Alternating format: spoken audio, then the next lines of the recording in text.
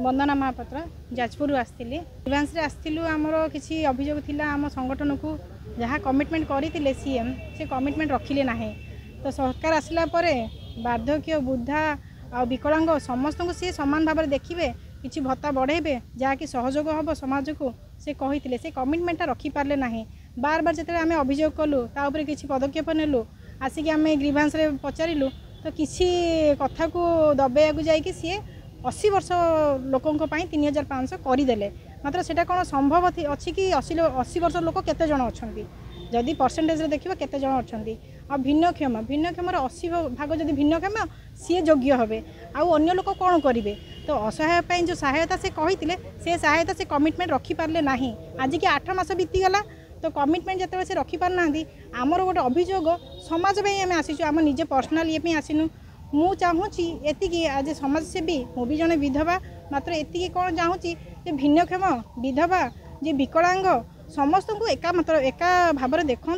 जो तांकर से कमिटमेंट देते से सरकार है आम समस्त को सहयोग करूँ ये माने जो प्रतिश्रुतिटा से रखिपार ना तो एति रिक्वेस्ट अच्छी कि से प्रतिश्रुति रखु तो आमको जो समाज रे अति दयनीय परिस्थिति अच्छा जो रोगी बा असहाय महिला वृद्ध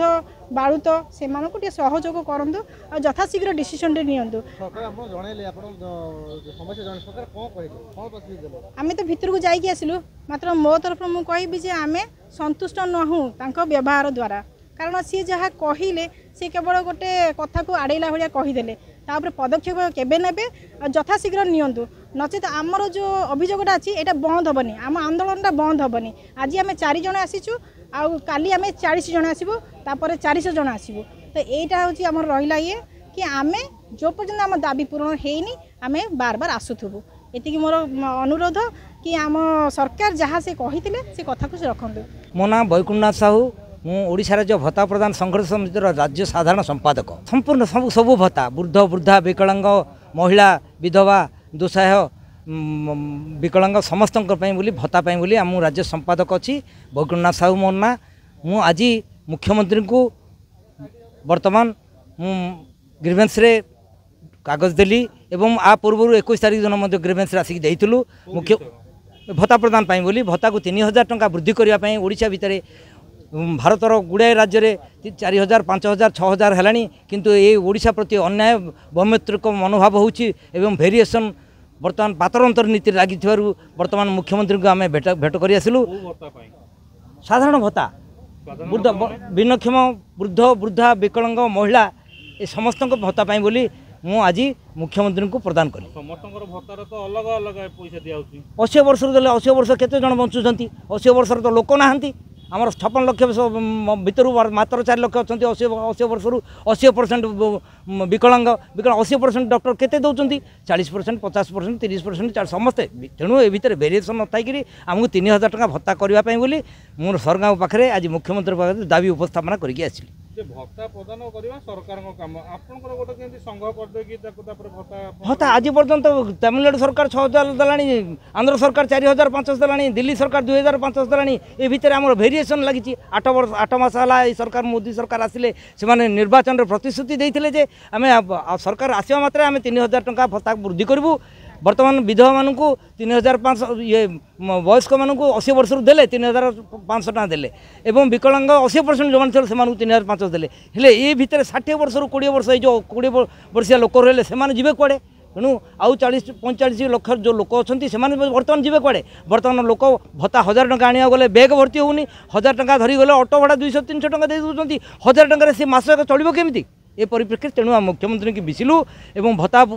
यथाशीघ्र अति विलंब काल विलंब नक ये आसंता मार्च मास मध्य आपको आमको 3000 टका भत्ता देवाई बोली आम मुख्यमंत्री को दाबी उपस्थापना कर आसिलु मुख्यमंत्री कहले सेक्रेटरी देले सेक्रेटरी कहले आपर आम पदक्षेप नौचु 3500 टका देचु विकलांग मानक 80% रु से देचु आपर आपण पदक्षेप नेबु बोली कहले मोर ना हूँ विजय राउत घर बोरीगुमा जिला कोरापुट विकलांग भत्ता विधवा भत्ता 60 वर्ष पर भत्ता हाँ सार जो आमर नुआ सरकार कहते इलेक्शन पूर्व जे आम जितिले आम सरकार को आइले सबको 3000 करूँ हेले लास्ट रे आम कौन देखिलु जे देखिलु को 80% जहाँ को हैंडिकैप अच्छी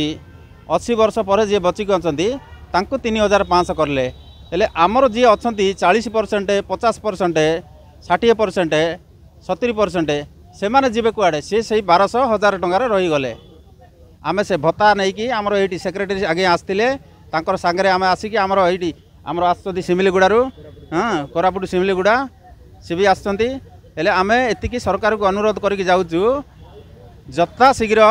आमर जी अच्छा 40% 30% 50% सबू बराबर 3000 करूँ एतिकी आम नुआ सरकार को मुख्यमंत्री को नमस्कार।